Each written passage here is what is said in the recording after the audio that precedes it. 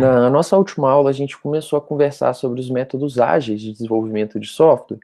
Então, basicamente, eu apresentei para vocês os conceitos do Manifesto Ágil, quando que ele surgiu, os 4 valores ágeis, os 12 princípios ágeis, e a gente parou exatamente nesse ponto, onde eu comentei quais são os métodos ágeis que, de fato, a gente vai estudar nessa unidade.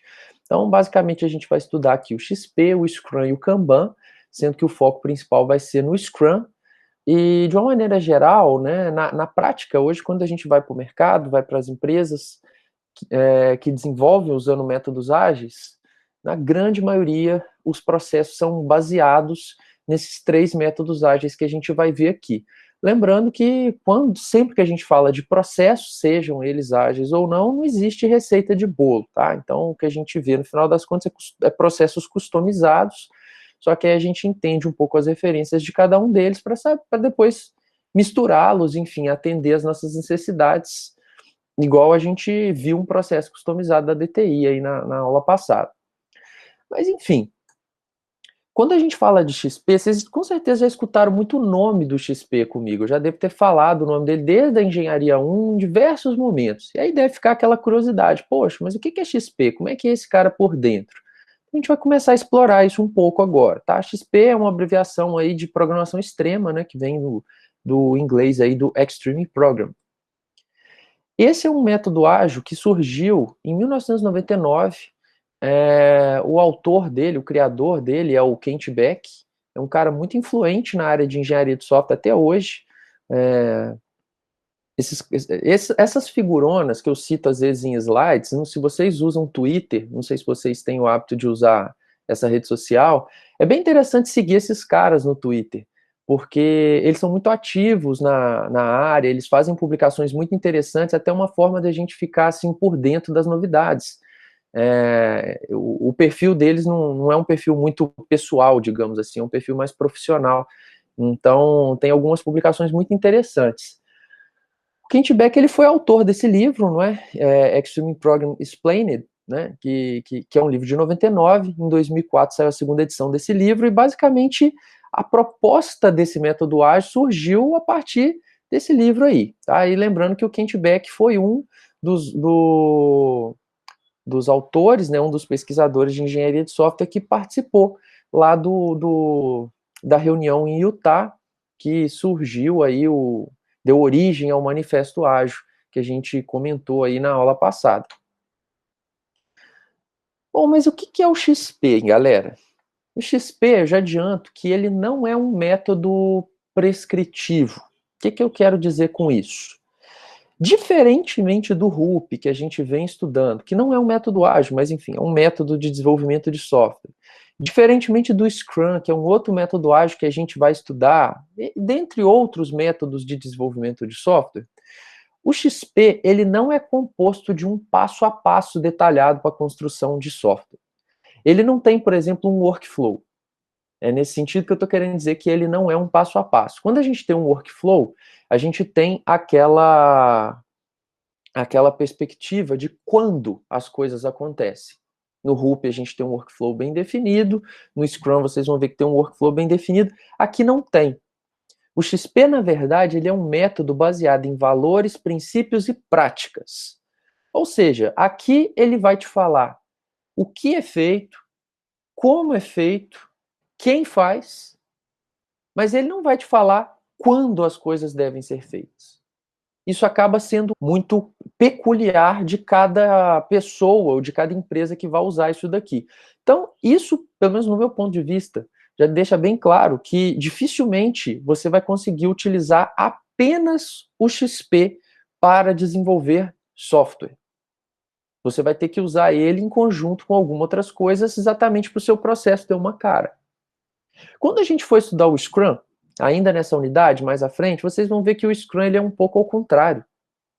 O Scrum, ele tem poucas práticas, ele fala muito pouco a respeito do que tem que ser feito a nível técnico para desenvolvimento de software, mas ele é um método ágil muito gerencial, ou seja, ele é muito focado no workflow. Por isso que na prática, Scrum e XP são muito utilizados em conjunto, porque o que falta em um tem no outro. Então meio que eles se complementam. como vocês vão conseguir observar, ok? Bom, então considerando que o XP ele é composto de valores, princípios e práticas, quando a gente fala de valores e princípios, isso é um negócio ainda muito abstrato, né? É algo muito abstrato. Basicamente, os valores e princípios do XP, eles representam o que deve fazer parte da cultura e dos hábitos de um time de desenvolvimento. Então, digamos que são bons hábitos mesmo, que as equipes deveriam ter enquanto desenvolvem software. As práticas, basicamente, são a concretização desses valores e princípios. A gente vai começar a conversar aqui sobre valores. Só que eu já adianto a vocês o seguinte: muitas das vezes, quando o XP ele é utilizado em uma empresa de desenvolvimento, elas focam muito nas práticas, que é a parte mais palpável dessa metodologia ágil, é o que de fato a gente põe a mão na massa e usa.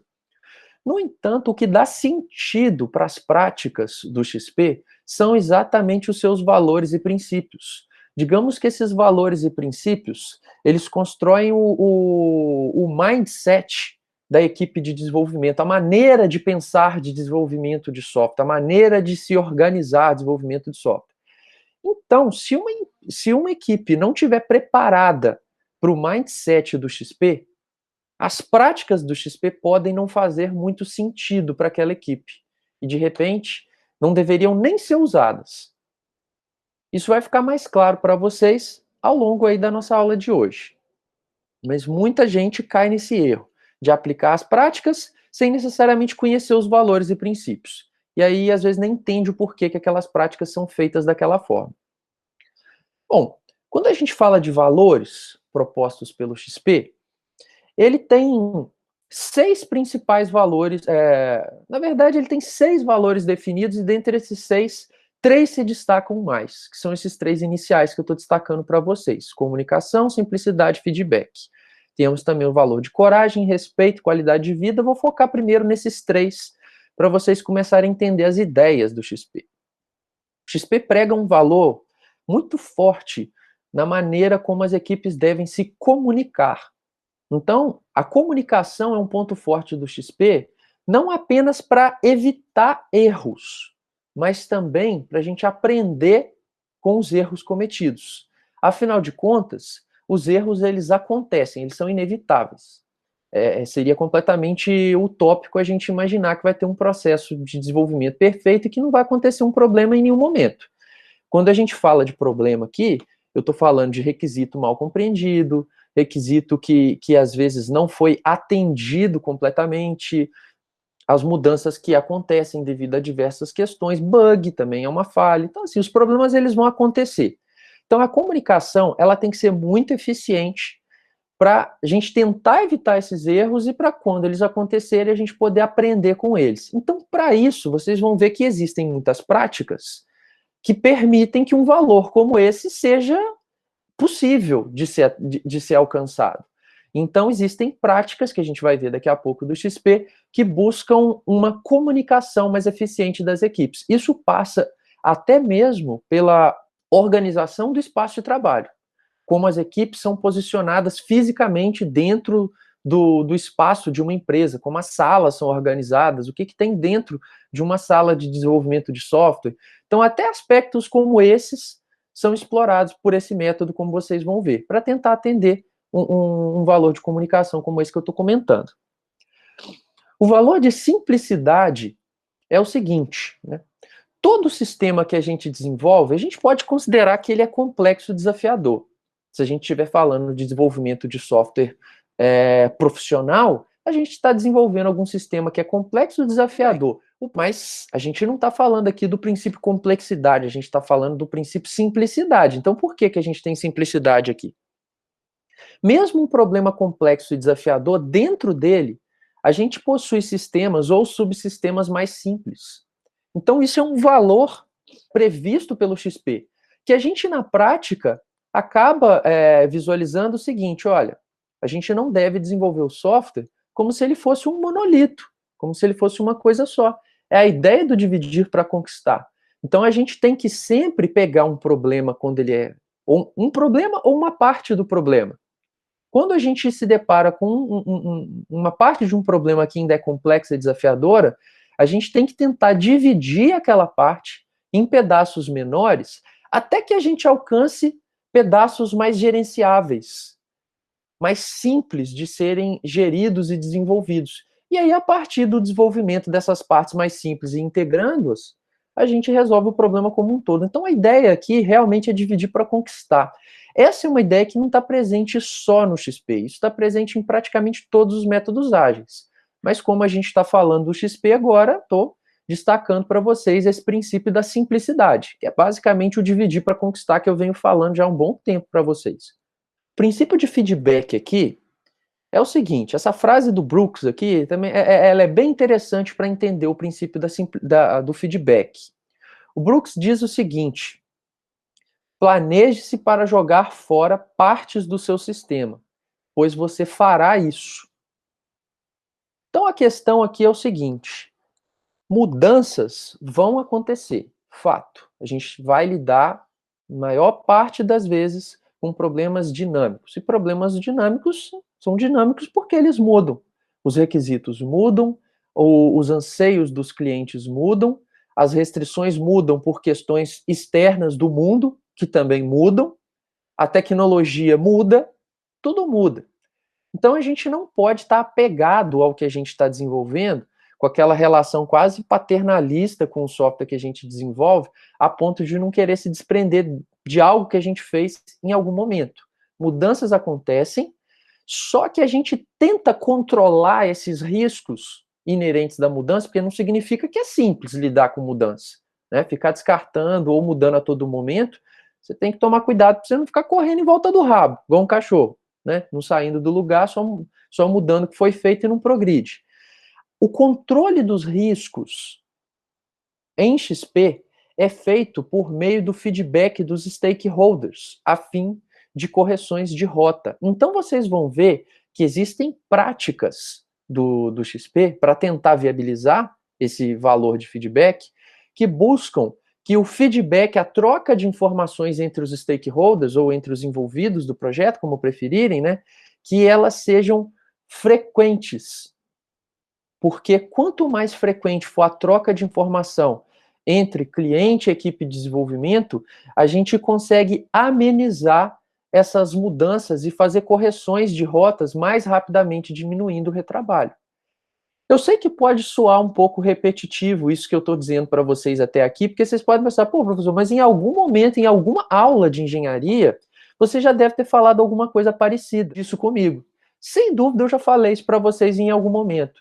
Só que agora vocês estão conseguindo perceber que provavelmente muitos desses valores que eu já passo para vocês são valores que vêm do Manifesto Ágil.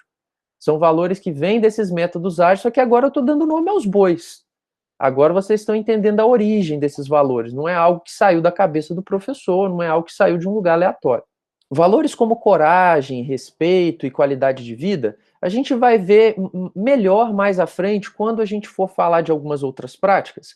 Aí eu faço um mapeamento nesses outros valores aqui para vocês entenderem melhor, tá? E, naturalmente, detalhes maiores a respeito desse material vocês podem obter lá no capítulo 2 do livro de Engenharia de Software Moderna, que, né, dificilmente a gente vai conseguir, em aula, dar o nível de detalhes que a gente tem no livro. Então, nem é o meu objetivo aqui. Depois eu sugiro que vocês leiam um capítulo. Bom, como eu já tinha adiantado, valores ou cultura são fundamentais em software. No caso do XP, são esses valores que vão dar sentido para as práticas que a gente vai estudar. Algumas, na verdade, a gente até estudou, mas vocês não sabiam necessariamente que elas eram do XP. Então, eu retomo isso daqui a pouco.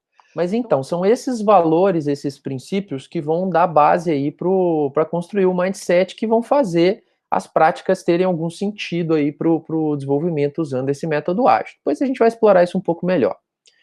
Bom, mas a gente falou de valores. A gente tem que falar então dos princípios.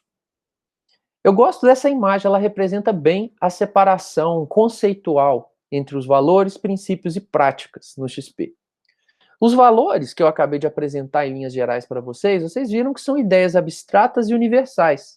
A gente consegue mapear aqueles valores, inclusive em outros métodos. A gente fez isso até agora na disciplina.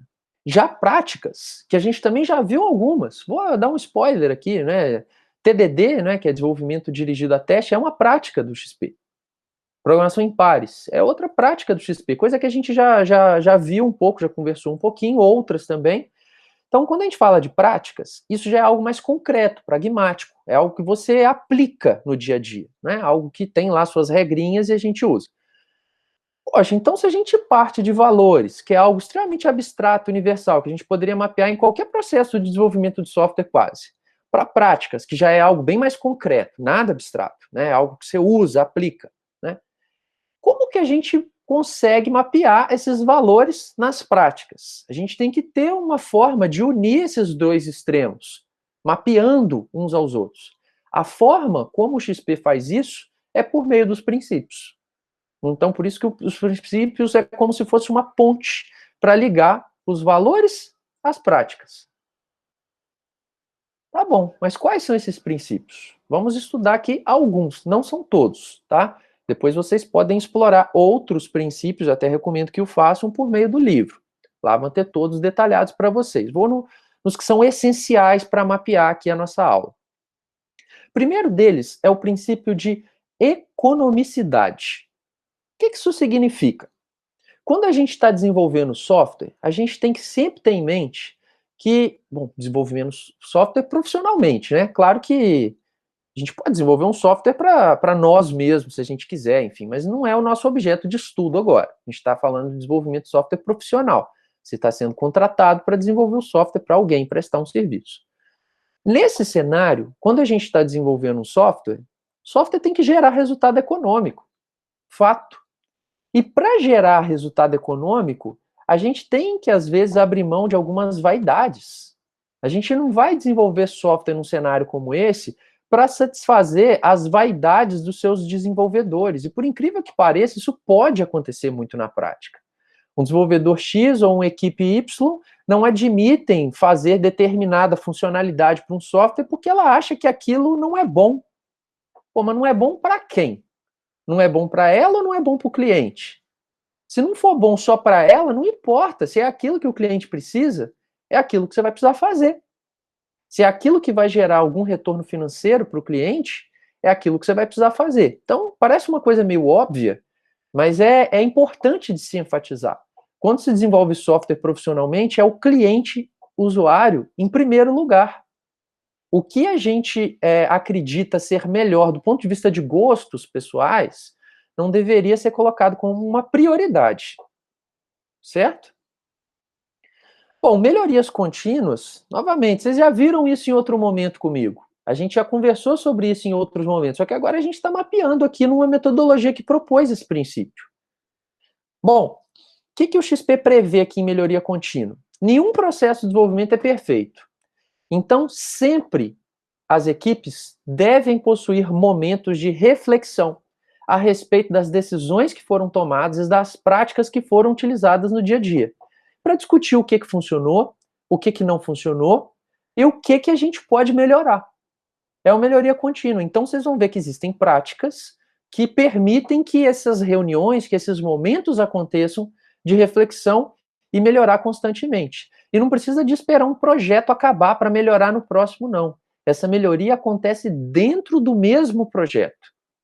Você não vai propagando falhas para, não, peraí, só lá na frente que a gente vai discutir quanto isso. Não, essas discussões elas são frequentes, para essas correções de rota serem feitas o quanto antes, para não perder tempo.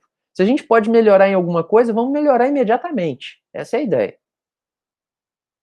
Bom, outra coisa que eu acho bastante interessante do XP é o fato de admitir que as falhas acontecem. Aqui não tem demagogia de achar que a equipe é qualificada a ponto de que não possa falhar. Todo mundo erra, né? Vocês erram, eu erro, todo mundo erra em qualquer atividade. Essa é a verdade. Quem acha que é perfeito tá, sei lá, né? Tá vivendo num conto de fadas que não existe, né? Enfim, então, considerando que as falhas acontecem, a gente não deve, em hipótese alguma, usar a falha como instrumento de punição de membros de um time de desenvolvimento. Considerando que as falhas acontecem, a gente não deve, de forma alguma, utilizar a falha como instrumento de punição para os membros da equipe. A ideia não é você pegar, olha, vamos pegar esse cara aqui para Cristo, lá na equipe. Falou, fulano, a culpa foi toda sua, isso aqui falhou e você tem toda a responsabilidade. Não é essa, tá? A gente tem que entender o seguinte, a gente vai desenvolver software utilizando, no caso, essa metodologia, de forma ágil. Para desenvolver software de forma ágil, a gente vai ter que entregar software rapidamente. Quanto mais rápido a gente for desenvolver as coisas, naturalmente maiores são as chances de falhas acontecerem. Fato. Se a gente for ficar, né, bordando o que a gente está fazendo ali, caprichando, diminui a chance das falhas acontecerem, porque a gente vai ter mais tempo para pensar, mais tempo para testar, para analisar. Claro que isso tem vantagens em alguns aspectos e muitas desvantagens em outras. Então, considerando que o cenário aqui é de entrega de software rápido, a gente tem que entender que falha faz parte do jogo. Então, se um time pretende desenvolver software dessa forma, ele tem que lidar com as falhas de uma maneira mais madura. Não significa que a gente vai banalizar a falha. Não é essa a ideia também. Falar, então falhar é normal, então vamos falhando e ninguém se preocupa com isso. Não, a gente tem preocupação com a qualidade do que está sendo feito. Só que quando uma falha acontece, não vai ser o fim do mundo. A gente vai parar e analisar por que ela aconteceu. Vamos lembrar que a gente tem aqui o princípio de melhoria contínua, para tentar evitar que ela aconteça no futuro, né? Mas lidar com ela de forma madura e admitir que ela acontece é o primeiro ponto. Certo?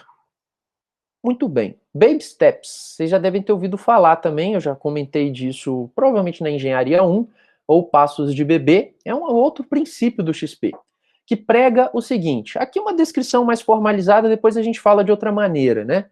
Aqui a descrição formal é que é melhor a gente ter um progresso seguro e validado, mesmo que pequeno, do que ter grandes implementações com riscos de serem descartadas pelos usuários. Então a ideia aqui é o seguinte, a gente tem que entregar software continuamente? Tem, é um método ágil. Mas não significa que cada entrega sua vai ser um grande pedaço de software, uma grande evolução em relação à entrega anterior. Pode ser uma entrega pequena, né? O importante é que sempre que você for fazer uma entrega, para tentar amenizar essas falhas aqui, você não vai tentar fazer tudo de uma vez, você não vai tentar abraçar o mundo com as pernas. Então, é melhor você progredir em passos curtos, mas que você tenha convicção do que você está fazendo naqueles passos, do que você tentar dar passos que são maiores do que a sua capacidade, só para tentar ser mais produtivo, e eventualmente depois ter que jogar tudo fora daquilo que você fez. No final das contas, o prejuízo é maior, né? Eu posso ter produzido meio X em 15 dias, mas ter certeza que aquele meio X está certo, ou eu posso produzir 3x em 15 dias e jogar os 3x fora, porque estava tudo errado. Então essa é a ideia, né? A gente progride, às vezes, de maneira mais curta, mas tendo certeza de que aquilo que foi feito está correto. E a gente vai ver várias práticas do XP que mapeiam os baby steps. Por exemplo, teste unitário. A ideia de teste unitário que a gente viu lá na Engenharia 1 é baby steps. Você começa a fazer aqueles testes pequenininhos lá no JUnit que validam pedacinhos, migalhas de software.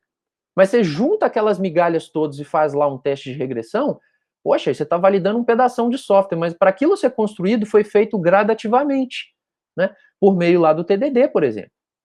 A integração contínua, que a gente viu na prática, a falta dela lá na disciplina de Android. A gente não fez integração contínua, porque não era possível dado o nosso cenário.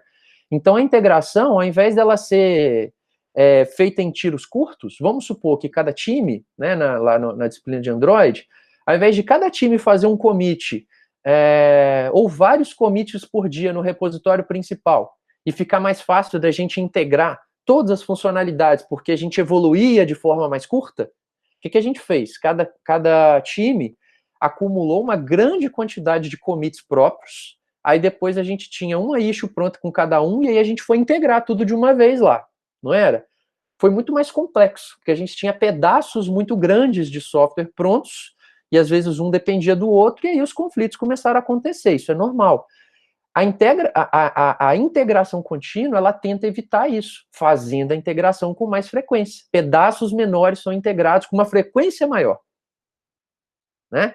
Então a gente vai ver isso na prática daqui a pouquinho. Quando a gente fala de responsabilidade pessoal, é um outro princípio do XP, o que ele prega aqui? Diferentemente de outros momentos que eu já falei, situações diversas, diferentes com vocês. Mas, enfim, são visões opostas e cada uma tem os seus pontos de vista. Eu já tinha falado em outras práticas de teste no período passado que nem sempre quem desenvolve o software é o mais indicado para testar aquela parte do software. Lembra que a gente conversou em coisas nesse sentido? O XP já prega o seguinte: o desenvolvedor que implementa uma história de usuário, o que é uma história de usuário? É a maneira de documentar requisitos em métodos ágeis. A gente também vai detalhar isso um pouco melhor. Tem uma unidade só de história de usuário aqui na disciplina. Mas, enfim, o desenvolvedor que implementa uma história de usuário, ele deve ser o responsável também por testá-la e por mantê-la. Então, digamos que no XP, as partes de software, elas têm, assim, os seus pais bem definidos, né? Então a pessoa ela assume aquele pedaço e ela é responsável por tudo a respeito daquele pedaço ali. Isso tem vantagens e desvantagens, mas no XP isso é proposto dessa maneira, ok? Não é uma verdade absoluta na engenharia de software, mas aqui eu estou apresentando para vocês como esse método ágil vê desenvolvimento de software. Bom, por fim, a gente vai estudar um pouco das práticas. E, na verdade, vocês vão ver que muitas das práticas aqui a gente já viu, só que não via especificamente dentro do XP. As práticas estão aqui, ó. As práticas do XP, elas podem ser organizadas em práticas sobre o processo de desenvolvimento em si, práticas de programação e práticas de gerência de projetos. As práticas de processo de desenvolvimento, eu não vou falar delas nesse momento, não, porque existe uma interseção muito grande entre essas práticas de processo de desenvolvimento propostas no XP e as práticas propostas no Scrum. Então, quando a gente estiver conversando sobre o Scrum, eu vou falar sobre essas práticas aqui com vocês. Daqui a pouquinho a gente vai conversar sobre elas. Então, a questão de ter representantes do cliente, as histórias de usuário, iterações, release, planejamento de release, o poker do planejamento, que é feito para dimensionar software e estabelecer prioridades. Enfim, a gente vai conversar sobre essas práticas aqui daqui a pouco. Em relação às práticas de programação, eu vou falar especificamente agora com vocês só sobre essa que está destacada, que é a programação pareada ou a programação em pares. Não significa que vocês não tenham visto as outras já. Lá na Engenharia 1, a gente estudou sobre testes automatizados, que é uma das práticas que estão aqui. A gente viu testes automatizados lá na Engenharia 1. Tanto teste unitário, quanto teste de integração, quanto teste de sistemas. Isso é uma prática do XP. O próprio TDD, que é outra prática que vocês estão vendo aqui, ó, desenvolvimento dirigido a testes, TDD, a gente viu lá na Engenharia 1. A gente não vai ver de novo porque a gente já viu. Mas saibam que é uma prática de programação proposta pelo XP. Isso surgiu aqui. É uma prática proposta pelo Kent Beck. A integração contínua, que a gente falou agora há pouco, está aqui ó, como uma das práticas. A gente viu um pouco sobre ela lá na disciplina de Android. A gente acabou de conversar a respeito. Na verdade, a gente não usou integração contínua, mas a gente discutiu a falta que ela faz. E deu para entender como ela funciona. A gente teve até literatura complementar a respeito disso lá. Certo? Quando a gente fala de build automatizada também tem muita relação com a integração contínua. Hoje em dia, quando a gente tem servidores de integração contínua, servidores de implantação contínua, às vezes você pode automatizar isso no seu GitHub ou no seu GitLab, enfim, no seu repositório de código, de forma que quando você faz um commit, por exemplo, para aquele seu repositório de código, automaticamente o próprio repositório vai fazer um build daquele software baseado no commit que você acabou de enviar. Uma vez que fez o build, ele vai realizar teste de regressão, rodando todos os testes unitários de integração e de sistemas que você já tinha na sua suite de teste. E aí, após isso, se o seu build passar em todos os seus testes automatizados, aí ele integra aquilo no seu repositório. Então, existem formas disso já ser feito. No GitHub, por exemplo, você pode fazer isso via actions, né? Actions lá no GitHub são como se fossem plugins que você instala no seu repositório, configura, e aqueles plugins podem fazer o build automático, rodar os testes automatizados e, se passar, integra. Se não, avisa onde falhou.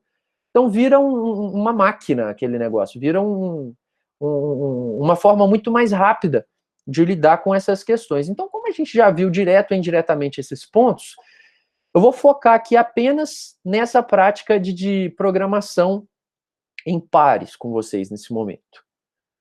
Com relação às práticas de gerência de projeto, eu vou falar com vocês nesse momento sobre a prática de ambiente de trabalho, sobre contratos de escopo em aberto. Não vou falar sobre métricas, até porque métricas tem uma unidade específica aqui na Engenharia 2, ok? Mas essas são as práticas do XP. Então, falando especificamente sobre programação em pares, que é a primeira das três que a gente vai ver agora, programação em pares funciona da maneira como o nome sugere mesmo. Enquanto alguém estiver programando, vai ter outra pessoa do lado, como vocês estão vendo nessa imagem aqui, olhando aquela pessoa programar e inspecionando tudo que ela está fazendo em tempo real. Pode parecer estranho, mas essa é uma prática que teve os seus nomes, né? Driver é quem está programando e Navigator é quem está do lado ali inspecionando. Ela teve o nome baseado nos rallies. Eu não sei se vocês já viram essas competições de rally mesmo de carro, enfim, Rally dos Sertões, que tem aqui no Brasil, tem Campeonato Mundial de rally na neve.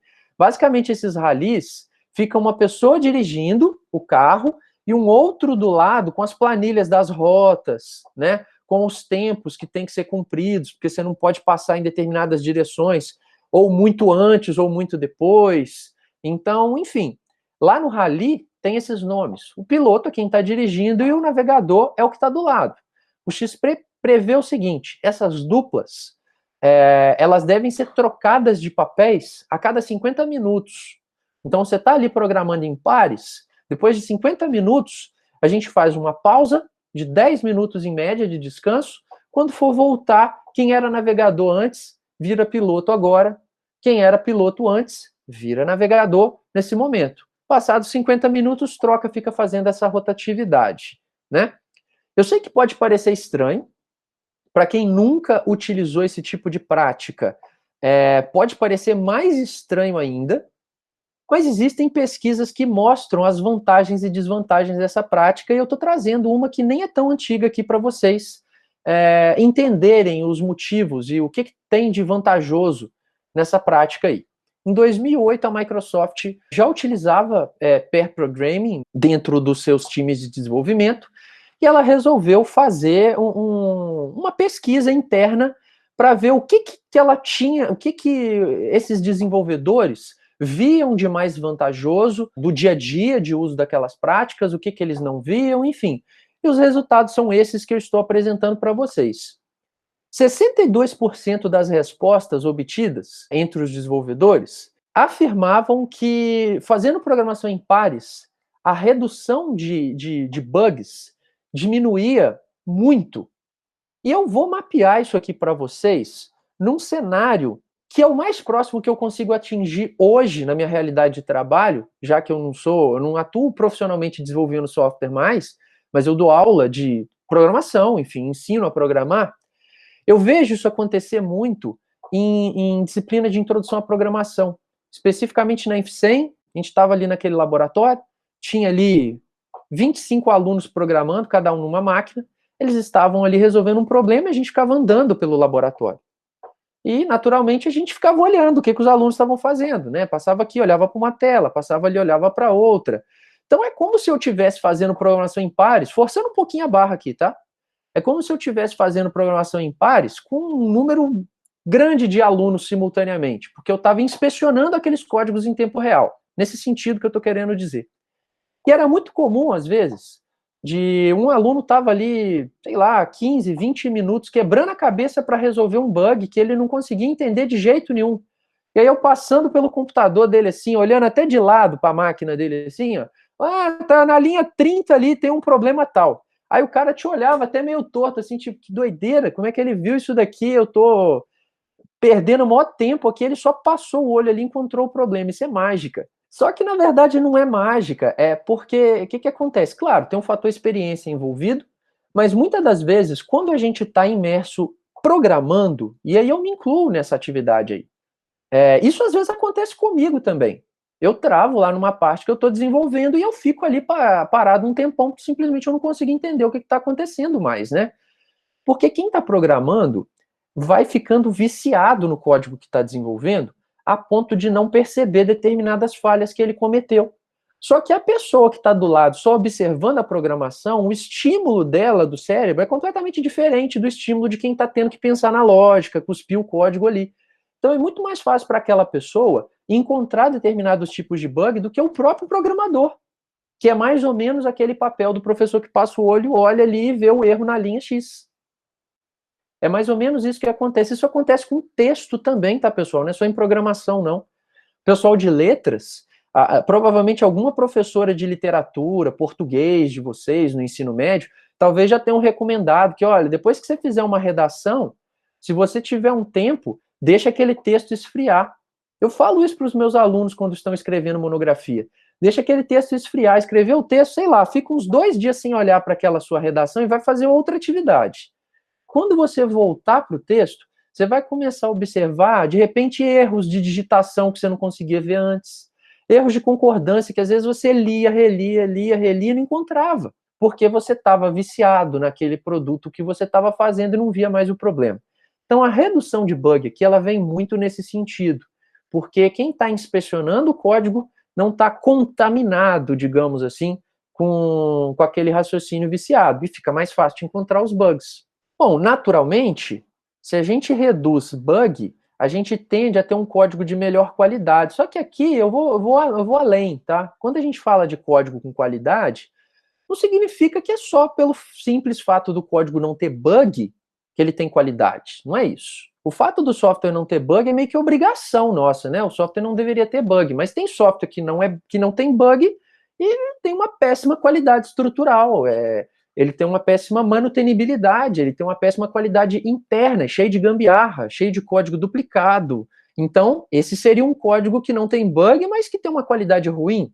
Quando você está desenvolvendo em pares, segundo os envolvidos nessa pesquisa da Microsoft, né, 45% das respostas afirmaram que o código desenvolvido via programação em pares, ele tem mais qualidade, ele tem uma estrutura mais manutenível, né, ele tem menos débitos técnicos, ele tem menos code smells, enfim, ele tem uma melhor qualidade interna, ele é melhor concebido. Isso é muito positivo em vários aspectos. Outras respostas interessantes que vieram aqui, ó, é a respeito da disseminação de conhecimento. 40% das respostas afirmaram isso. E essa disseminação de conhecimento aqui não é necessariamente de aprender a programar com um coleguinha, não. O aprender a programar com um coleguinha é a quarta resposta. Essa disseminação de conhecimento que eu estou dizendo aqui é a disseminação de conhecimento a respeito do software em questão. O que acontece? Lembra lá do vídeo da Datatec? Que o Cole era um cara que concentrava o conhecimento dos softwares daquela empresa. Então, só ele sabia daquele problema, só ele entendia daquele software. Quando ele não estava lá, ninguém conseguia mexer naquele software, que aquele software só ele que dominava. Isso acontece na UFV. O Sapiens aqui tem uma pessoa que o mantém, quando essa pessoa entra de férias, é complicado de mexer em alguma coisa nesse sistema. O PVANet também não era um cenário muito diferente. Enfim, aqui acontece muito isso. Com a programação em pares, enquanto você está sendo o navegador da pessoa que está programando, você está aprendendo sobre aquela regra de negócio. Tanto que daqui a pouco você vai virar programador daquilo também. Depois de 50 minutos é você que assume o volante, né? Então, esse tipo de prática, ela ajuda nessa disseminação de conhecimento do problema. E, naturalmente, ela também facilita o aprendizado com pares. Cada um tem um estilo de programação. Cada pessoa tem o seu jeito de programar. Quando você fica observando outra pessoa programar, naturalmente você está aprendendo a programar com ela também. E quando isso troca, ela está aprendendo a programar com você. Então, de uma maneira geral, os estilos de programação eles vão se fundindo dentro daquela mesma equipe. E todo mundo fica um programador um pouco melhor de alguma forma. Então é um momento de aprendizado que não é apenas um momento de, olha, vou parar para aprender. Não é aquela hora, eu vou parar para estudar. Não, enquanto você está aprendendo, você está ajudando a reduzir bug, você está ajudando a melhorar a qualidade de código, então a coisa está sendo feita simultaneamente. Tem muitas vantagens, como vocês podem ver, mas naturalmente não é perfeito, tem desvantagem. E imagino que seja meio óbvio para vocês verem que a principal desvantagem, e a que foi levantada na pesquisa deles lá também, é a de custo. Poxa, ao invés de eu ter 2 programadores programando simultaneamente, né, cada um numa parte, cada um na sua atividade, eu passo a ter 2 numa máquina, né, literalmente 2 numa máquina, um sentado do lado do outro.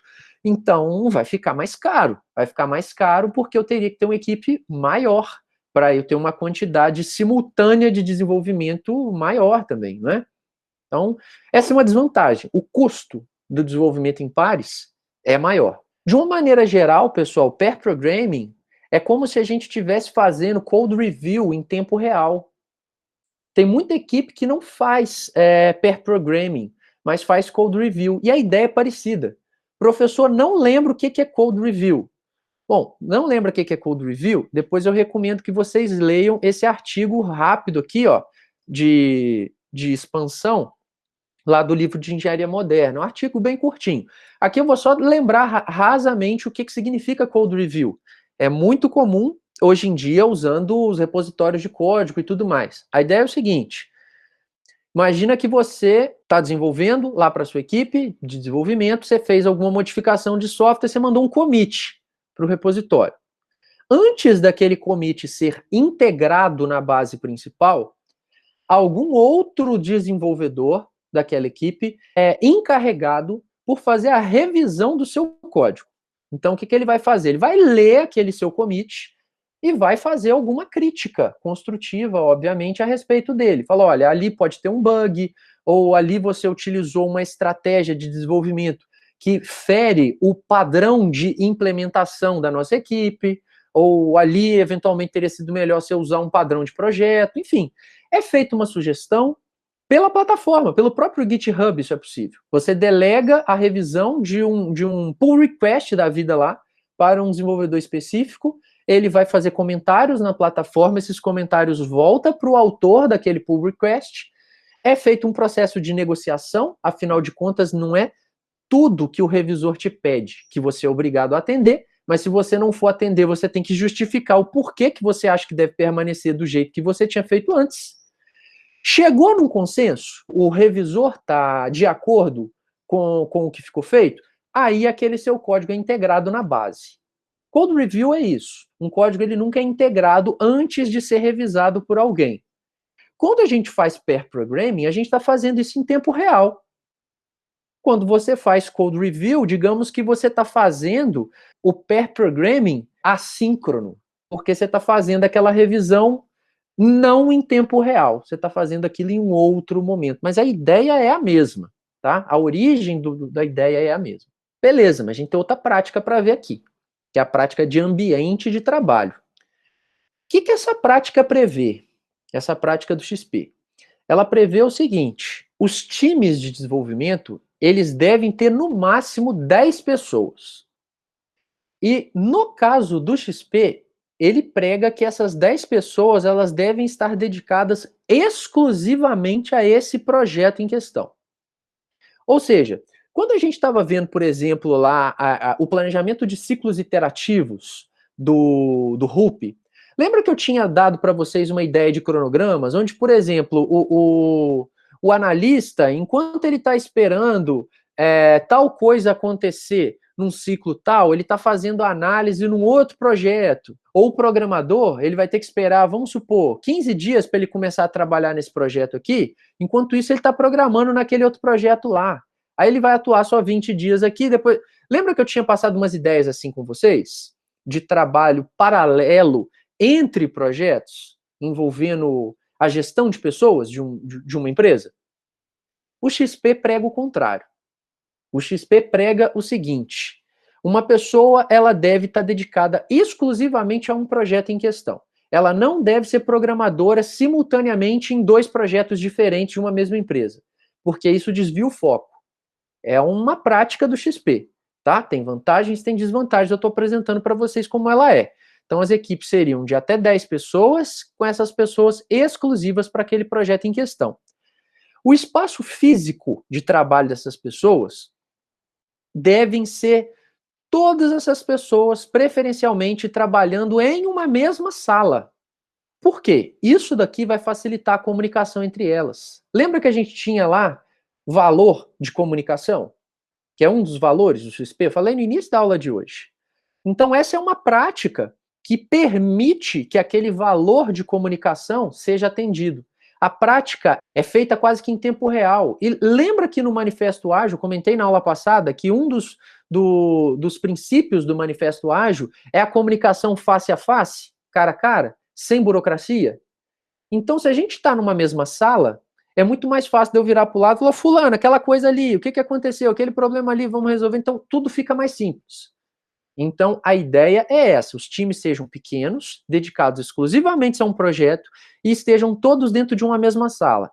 E essa sala, ela deve ter espaços de trabalho informativos, com cartazes como esses aqui, ó, distribuídos eventualmente pelas paredes, que são cartazes que permitem à equipe ter uma noção do andamento do trabalho. O que está estimado, né? O que já está feito, o que ainda tem que ser feito, o que está sendo feito naquela semana, o que precisa ser feito para aquele release. São os famosos quadros dos métodos ágeis, que vocês vão ver eles daqui a pouquinho, tanto no Scrum quanto no Kanban. O Scrum e o Kanban são muito baseados nesses quadros. E isso tem a ver com a questão da comunicação também. Certo? E olha que coisa interessante aqui, ó. O XP, ele se preocupa com a qualidade de vida da equipe de desenvolvimento. O XP prevê que as jornadas de trabalho, elas devem ser sustentáveis. Ou seja, uma jornada de trabalho convencional, tendo em torno de 40 horas semanais, sempre, independentemente da época do ano ou da época do cronograma. Porque o que acontece? É muito comum dentro das equipes de desenvolvimento de software, especialmente quando o processo não é muito bem organizado, não é muito bem gerido, a necessidade de muita hora extra, uma pressão muito grande para entrega rápida, e aí para conseguir atender o cronograma, coloca todo mundo trabalhando igual um maluco. Eu não sei se vocês já viram filmes antigos sobre o Vale do Silício e tal. Tem um filme que se chama Piratas do Vale do Silício.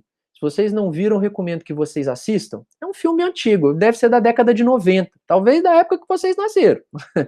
Mas é um filme que mostra o início da Apple, o início da Microsoft. A Apple teve uma época em que ela distribuía camisas para os seus funcionários que basicamente se orgulhavam por praticamente viver trabalhando quase que full time na empresa.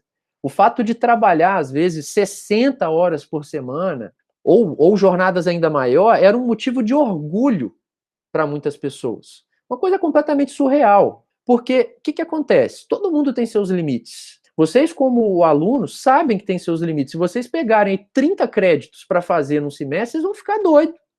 Não vai? O professor, se pegar, às vezes, 20 horas de aula para dar em um período, ele vai ficar maluco.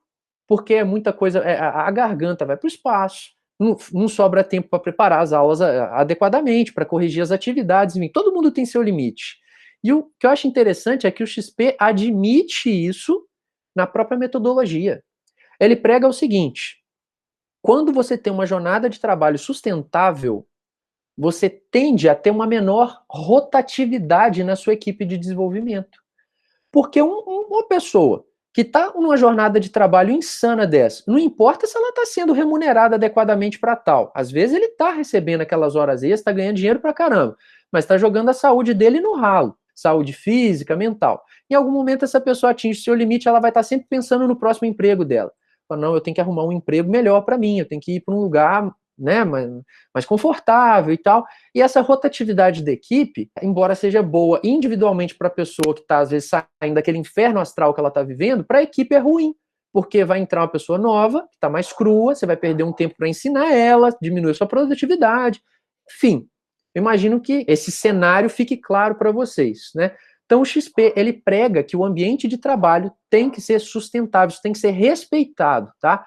Não tem dessa de, tá na véspera da entrega, então hoje a gente vai fazer hora extra. Não, tem que haver um planejamento para sempre se trabalhar de uma forma constante e as pessoas conseguirem ter uma boa vida fora do trabalho. Essa é a ideia. E o massa é que o XP, ele foi proposto, na época, o Kent Beck já era um cara rodado do meio de desenvolvimento profissional de software. Já tinha tido empresa, já tinha trabalhado para muitas empresas. Martin Fowler, a mesma coisa. Então, é interessante de ver que isso foi proposto por pessoas que já provavelmente tinham sentido, na prática, o quão nocivo era jornadas de trabalho tão insanas como algumas empresas praticavam.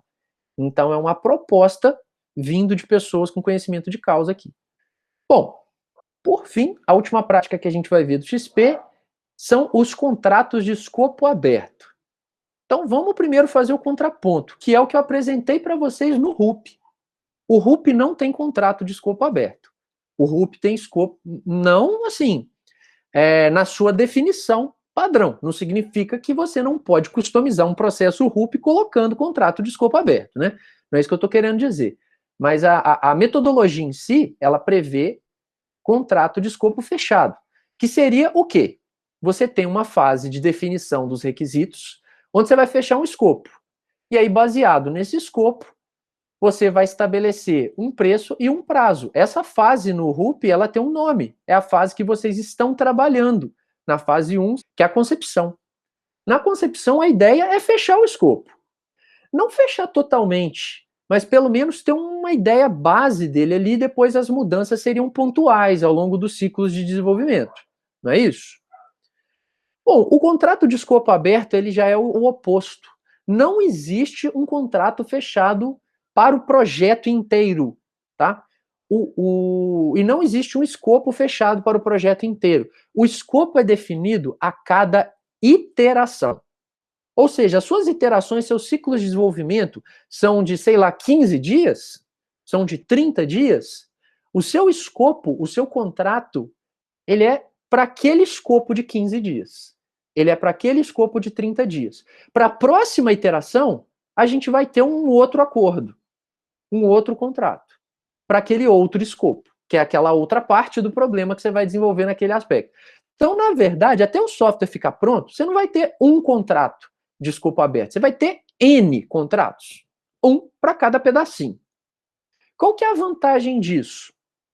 O pagamento acaba sendo feito por hora, tá? E o contrato ele vai sendo renovado a cada iteração, como eu falei. Então, o que acontece? Como vantagens, o contrato de escopo aberto, ele vai privilegiar a qualidade. Vai privilegiar a qualidade exatamente porque a equipe de desenvolvimento não vai ter o menor incentivo para tentar enganar o seu cliente. O que eu digo aqui por enganar o seu cliente? Às vezes, como você tem um cronograma grandão a ser seguido, né? E você tem aquela pressão para no final de 15 dias você entregar um pedaço, no final de 30 dias você entregar um pedaço, e aquilo não pode atrasar, porque senão vai comprometer todo o resto que já estava planejado lá para frente. Para poder não comprometer todo o resto, você pode, às vezes, correr igual um maluco e entregar dentro daqueles 15 dias algo abaixo da qualidade esperada, só para não comprometer o cronograma que vem depois.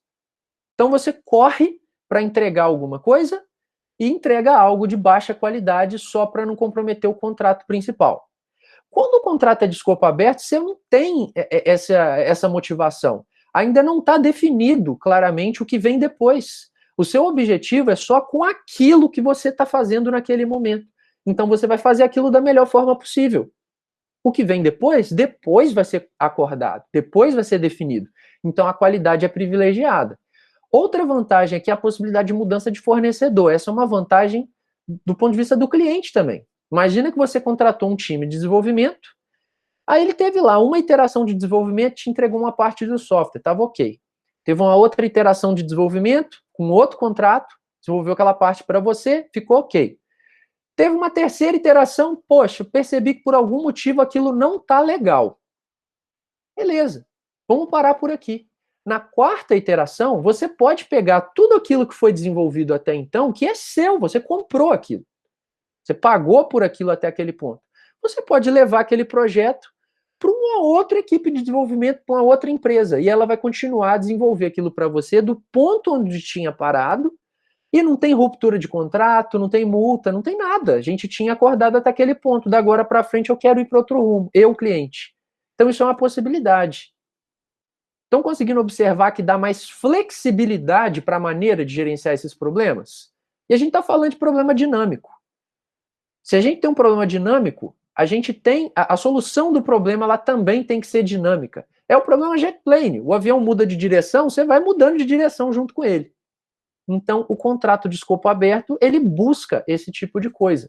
Só que, naturalmente, para isso ser feito na prática, vai exigir uma maturidade muito grande do time de desenvolvimento e um acompanhamento forte por parte do cliente.